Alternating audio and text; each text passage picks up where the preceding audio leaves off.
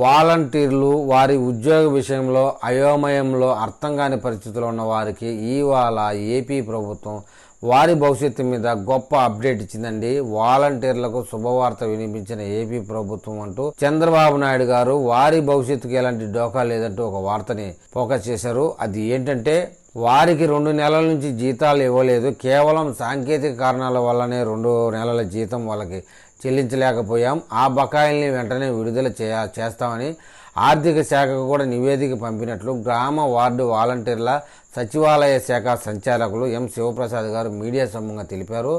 త్వరలో జరగబోయేటటువంటి రాష్ట్ర కేబినెట్ సమావేశంలో దీన్ని ఆమోదించే అవకాశం ఉందన్నారు.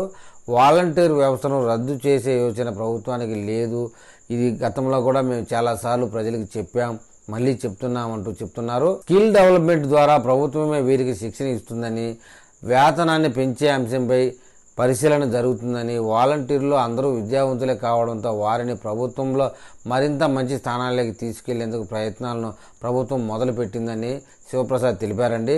విషయం ఏంటంటే త్వరలో జరగబోయేటటువంటి క్యాబినెట్ మీటింగ్లో వాలంటీర్ల భవిష్యత్తు మొత్తాన్ని ఒక అప్డేట్గా ఇవ్వడానికి తెలుగుదేశం పార్టీ రెడీగా ఉన్నట్టు తెలుస్తుంది. మరి ఆ అప్డేట్ రాగానే మళ్ళీ నేను వీడియో చేస్తానండి. ఆ వీడియో మీకు అందాలంటే నా ఛానల్ని సబ్స్క్రైబ్ చేయండి, లైక్ చేయండి, వీలైతే కామెంట్ చేయండి.